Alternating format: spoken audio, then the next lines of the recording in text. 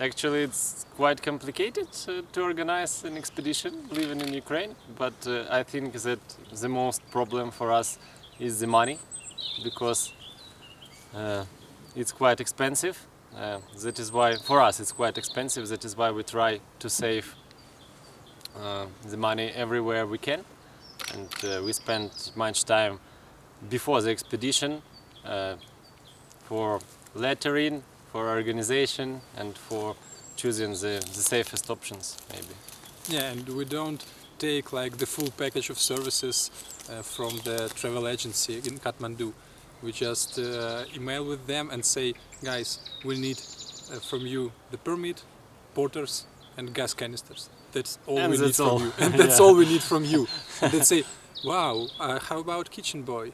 How about all other stuff? How about kitchen itself? Kitchen boy, kitchen tent, yeah, everything. We need nothing, no cutlery, no kitchen boy, no kitchen itself. We just need permits, porters, and gas canisters. That's all. Yeah, so we cook for ourselves, and we bring lots of weight also during the trek with the porters and so on. Yeah, so and our base camp looks like one tent.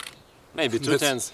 Yeah, one tent where we live, and the other is our for equipment, and for the same tent is for the summit push. The culture of mountaineering in Ukraine is on one side we have like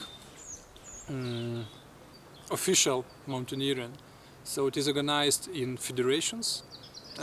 Each region of Ukraine has a federation. Federation has its members, so they make like expeditions, and this is like a sport in our country, as in Russia also. On the other side, it is like amateur hobby, and there are people who just go to the mountains without any sport ambitions and everything that.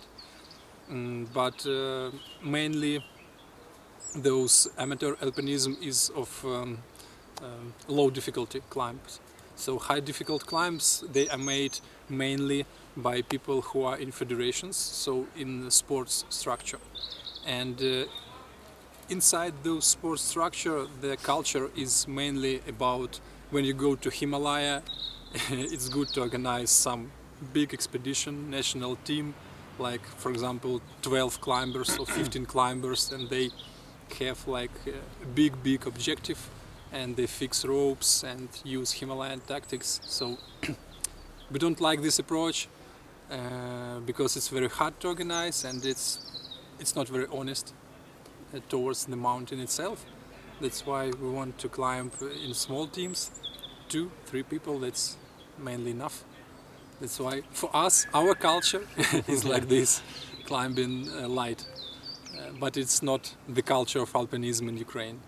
Yeah, I'm sure that there is some culture, climbing culture in Ukraine, but it's from former USSR times, and there are pretty many people who go to the mountains, but there are not so many people who try to climb hard.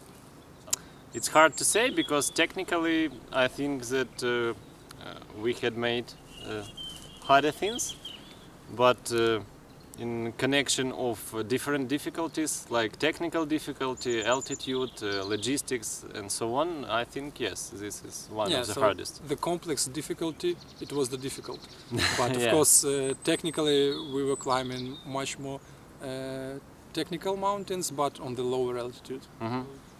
The route, we climbed the route during 6 days. The lower part, it's 1,700 meters elevation gain. The lower part is maybe the first 20 pitches. It's pretty hard mixed climbing, almost vertical sometimes. After that there is a system of mixed pitches and snow ridge with steep unconsolidated Himalayan snow, and after that between 6,500 and 6,900 maybe. There is an upper rock band with also some demanding mixed climbing, and after that easy snow slopes above 7,000. So So it took us 6 days. We were climbing in alpine style. Each day it took us about 1 hour and a half maybe to chop a ledge to put up our first light tent on the neve or in the ice. So each day we have changed the leader because for each of us it was interesting to climb this demanding terrain, and it was not interesting to hold in the back. To hold the back. That's why we were just climbing day per day, changing the leader. Yeah, the mixed climbing was very interesting, and also we had 2 pitches of very hard and with overhanging 8 climbing in this lower rock buttress. But it was not very large amount of this 8 climbing, only 2 pitches involved 8 climbing, everything else was free with mixed climbing. So, and maybe the main question mark of the whole route was this second rock band. Yeah, upper band. On above 6,500, because on the lower rock buttress we had information because it was tried by the pair of Czechs in 2004, but they have retreated after climbing this lower section because of the frost bites of one of the members. But the higher, the second rock band, it was never tried, and from the glacier you cannot see what is the relief there and how much time will it take you to pass it actually. We've managed to climb it in 1 day, and it was a bit easier terrain than on the lower buttress, but again it was quite demanding because of the high altitude there.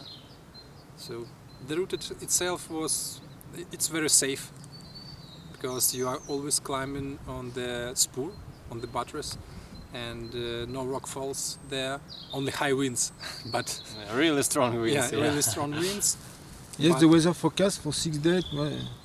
we had a satellite phone, and Nikita's wife was sending Was a the weather. forecaster. Yeah, he was our meteorologist. Was our Professor Gabel. Yeah. So she was sending to us the forecasts, and the weather all the way was fine, except the winds. So the winds were pretty strong all the way up.